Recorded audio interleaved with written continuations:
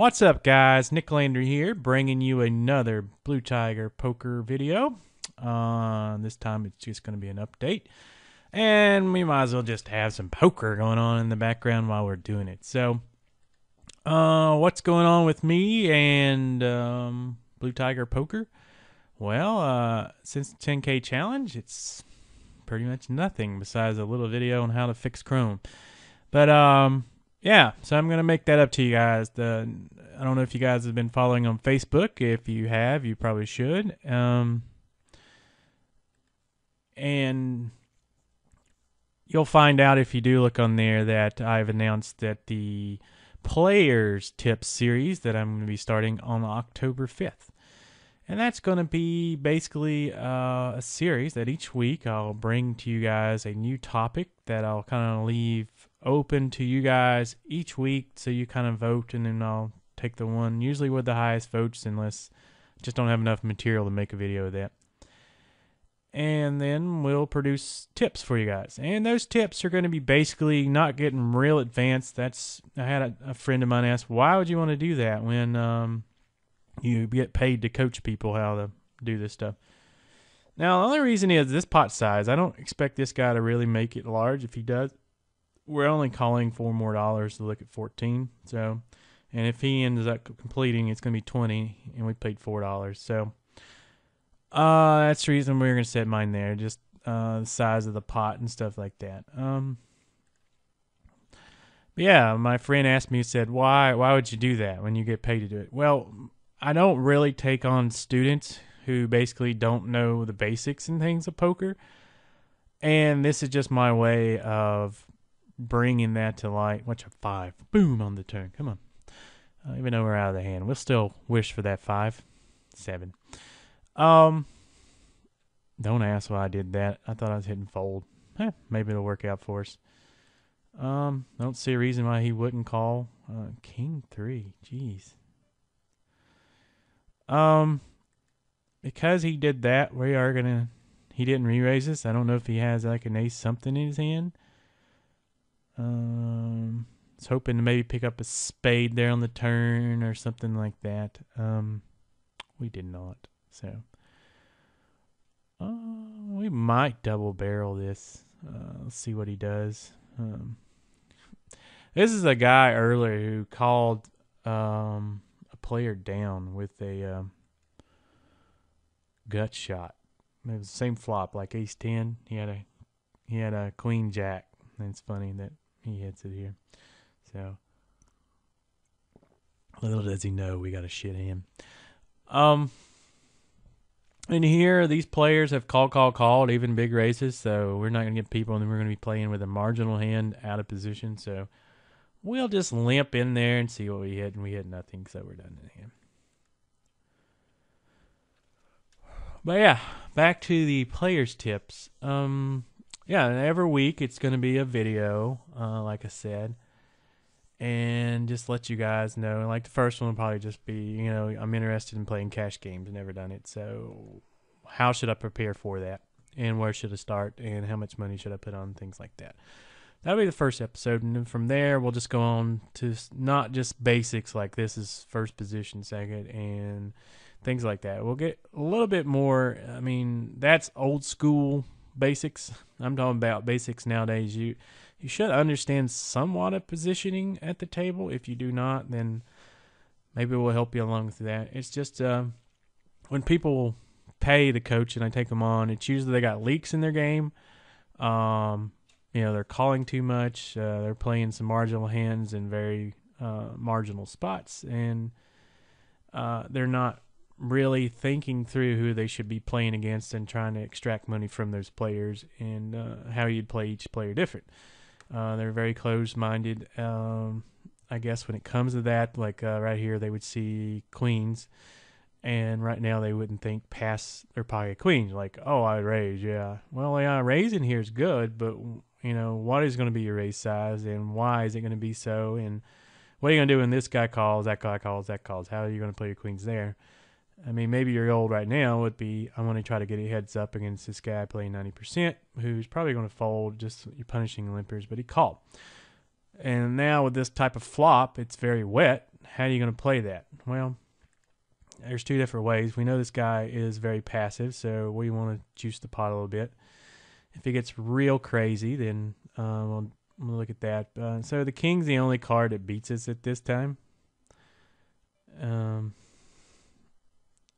we just got to think, does he have a king? So he just min raise. This sucks. We're going to have to pay off a king. Straight flush? Possibility? Oh, well. We'll see the king. 8-5. He bluffed it. I mean, ain't many hands that... okay. If it was this guy right here, who's only played a little bit, and then he done that same play, I think about folding. Against somebody playing 91% who's bluffed a few times, then no, we're not folding. We're having to, if he ends up folding and rolling over that king, and then it is what it is. We just pay him off. So the other thing is he didn't have a full stack. He does now, but he didn't then. That'd be a little different too. So that'd be a little bit more plays that you would, where coaching would come into play and help you guys out. Stuff we're talking about is, yeah, we'll get into some positioning and things. Is like, okay, how do I play ace king in small blind, suited and unsuited? And why are we doing so? And what type of opponents?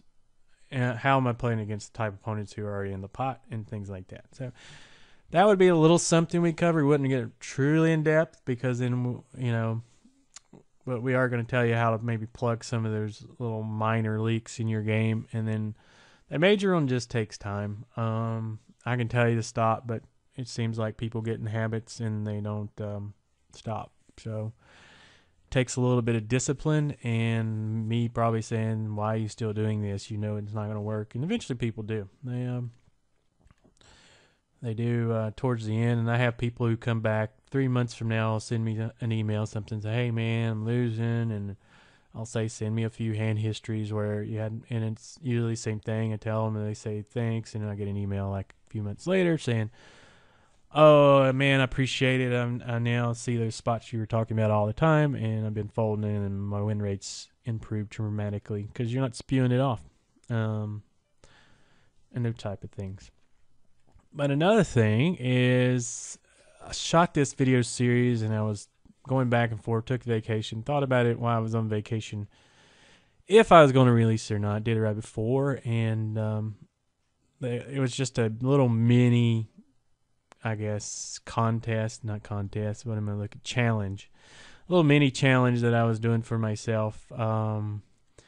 Basically go and play small stake tables and make $1,500 in 15 hours starting out at like 25 cents and working my way up.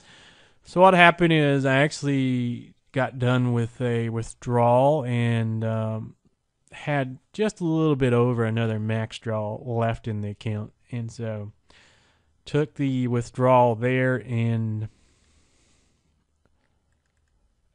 ended up, I wanted $400 just so I wouldn't be tempted to play higher stakes and bust the account right off the account. Now, I did play at an aggressive bankroll to do so, but it's just saying if you ever did kind of get in trouble with anything, then I expect this guy to call. And the good thing is if he's got an ace, he's probably going to call here and probably call one more street, but he didn't. So yeah, the bankroll was an aggressive style, but it just goes to show once you do learn the basics and you do not let the ego, you can step down and kind of move back up in ranks quickly. So things started off, I'll give a little bit of spoiler. We started out and actually had a little bit of a losing session, and I didn't tape the whole 15 hours. That would have been just crazy, but I do have a lot of footage to go through. And one thing I was debating is, do I just edit it down to where it's all within 20 minutes, 30 minutes? And then I was like, that would still be trying to cut out video here and there. So I did do a lot of top of the hour updates and things like that. So we'll probably just do a little series where I just release parts of it here and there and try to put together a few hours and maybe do it in 2 or 3 segments and limit it to around 10 minutes so you guys are not sitting there 20 minutes and going, Damn, I'm bored. Plus, it makes my editing a little bit easier. I'll admit that. So yeah. So I am going to bring that and hopefully get that all done and up mostly before the players tips go. And as of the open seat channel, kind of putting that on hold for just a little bit. Took the break, went on vacation. I was probably looking about mid-October still. Probably coming back mid-October, but don't hold me to that one. Depends how much time I got to invest in the Blue Tiger Poker channel. Because actually, once I was doing that, enjoyed it, but my heart was more at the Blue Tiger Poker channel. And the good thing about doing the open seat, starting to learn a lot more about editing and making a little bit more videos that are more friendly to you guys. So I think that's going to bleed over into this. And so hope you guys are going to be enjoying that. Well, that's it for my update. If not before October 5th, I'll see you guys on October 5th. So until then, good luck at the tables.